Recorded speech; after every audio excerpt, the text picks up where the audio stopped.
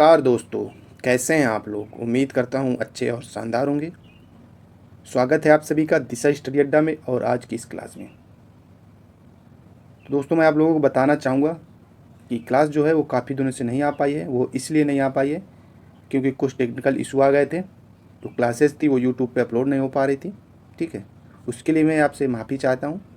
लेकिन आज से आप लोगों को रेगुलर क्लास इसी टाइम पर मिलती रहेंगी। ठीक है, तो चलिए शुरू करते हैं शानदार प्रश्नों के साथ में।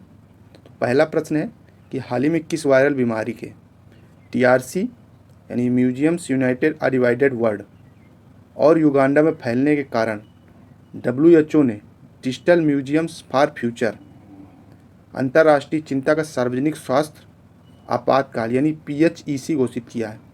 तो पीएचईसी क्या है? पीएचईआईसी पीएचईआईसी होता है, इसका मतलब public health emergency of international concern, जो डब्ल्यूएचओ द्वारा घोषित किया गया है। ठीक है, तो ये इबोला वायरस है। तो इबोला जो है एक घातक वायरल बीमारी है। इसका प्रसार जो होता है वो संक्रमित व्यक्ति के शारीरिक दौरों से होता है। ठीक है, इबोला की पहली पहचान 1976 में ही अफ्रीका में हुई थी। ठीक है, डीआरसी का मतलब होता है डेमोक्रेटिक रिपब्लिक ऑफ कांगो। ठीक है, तो डीआरसी हो गया यानी डेमोक्रेटिक रिपब्लिक ऑफ कांगो और युगांडा में। ठीक है, जो इबोला वायरस ये फैला है तो डब्ल्यूएचओ ने इसे महामारी घोषित कर दी है। ठीक है, नेक्स्ट क्वेश्चन होगा,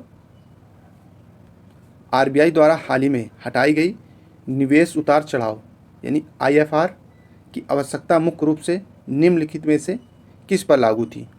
तो यह लागू थी वाणिज्यिक बैंकों पर। ठीक है, आईएफआर का संबंध होता है बैंकों के निवेश जोखिम से। ठीक है, इसे आरबीआई ने 2018 में लागू किया था और इसका उद्देश्य जो है बाजार में बॉन्ड सिक्योरिटी कीमतों में उतार चढ़ाव से सुरक्षा देना था। ठीक है, और यह मुख्य रूप से कमर्शियल बैंकों पर लागू था। नेक्स्ट क्वेश्चन होगा, किस राज्य ने 1 जून 2026 से आनंद विवाह अधिनियम 1909 को लागू करने का निर्णय लिया है? तो सिक्किम राज्य जो है इसने लागू करने का निर्णय लिया है। ठीक है, आनंद विवाह अधिनियम जो 1909 है, यह कानून मुख्य रूप से सिख समुदाय के विवाह पंजीकरण से जुड़ा हुआ है। ठीक है, इसे आनंद कारक सिख विवाह समारोह कहलाता है। ठीक है, 2012 में इसमें संशोधन कर विवाह पंजीकरण का प्रावधान जोड़ा गया था। नेक्स्ट क्वेश्चन होगा, पीएम नरेंद्र मोदी को किस शहर में grand cross of the royal Norwegian order of merit सम्मानित किया गया है? तो यह है ओस्लो, नॉर्वे की राजधानी ओस्लो। ठीक है, तो नॉर्वे का सर्वोच्च सम्मान है। अभी हाल ही में मोदी जी ने कई देशों की यात्रा की है, जैसे नॉर्वे हो गया, इटली हो गया। ठीक है, तो मोदी जी जिस किसी भी देश में जाते हैं वहाँ से एक पुरस्कार लेकर जरूर आते हैं। ठीक है, तो उनको यह पुरस्कार ये याद रखना आप लोग, grand cross of the royal Norwegian order of merit, यह पुरस्कार नॉर्वे द्वारा इनको दिया गया है। ठीक, और ये नॉर्वे का जो प्रतिष्ठित सम्मान है। ठीक है, और विदेशी नागरिकों को दिया जाता है नॉर्वे के हित में योगदान हेतु। ठीक है, नेक्स्ट क्वेश्चन होगा, निम्नलिखित में से कौन सा अंतर्राष्ट्रीय संग्रहालय दिवस 2026 का विषय है? तो इसका राइट आंसर हो जाएगा ऑप्शन सी, म्यूजियम्स यूनाइटिंग आ डिवाइडेड वर्ल्ड। ठीक है, थीम पूछ लेता है कभी कभी एग्जाम में, तो ये आप लोगों को याद रखना है। ठीक है, जो अंतर्राष्ट्रीय संग्रहालय दिवस है ये 18 मई को मनाया जाता है। ठीक है, ये आप लोग याद रखना। इसकी शुरुआत ICOM यानी इंटरनेशनल काउंसिल ऑफ म्यूजियम 1977 में की गई थी। ठीक है, इसका उद्देश्य होता है कि संस्कृत विरासत का संरक्षण और उसके बारे में जागरूकता को बढ़ाना। ठीक, नेक्स्ट क्वेश्चन होगा, आरटीआई नियम 2005 के तहत केंद्रीय सूचना आयोग ने फैसला सुनाया कि बीसीसीआई नहीं है। इसका राइट आंसर हो जाएगा ऑप्शन बी, सार्वजनिक प्राधिकरण। ठीक है, बीसीसीआई और आरटीआई ने कहा है कि बीसीसीआई जो है वो पब्लिक अथॉरिटी नहीं है। ठीक है, यानी बीसीसीआई यानी board of control for cricket in India. ठीक है, सार्वजनिक प्राधिकरण ने कहा है, सीआईसी ने कहा है बीसीसीआई जो है वो पब्लिक अथॉरिटी नहीं है। और बीसीसीआई की जो स्थापना हुई थी वो हुई थी 1928 में। ठीक, और इसका जो मुख्यालय वो है मुंबई में। हालांकि जो बीसीसीआई है वो क्रिकेट में सबसे प्रभावशाली क्रिकेट बोर्ड माना जाता है। नेक्स्ट क्वेश्चन होगा,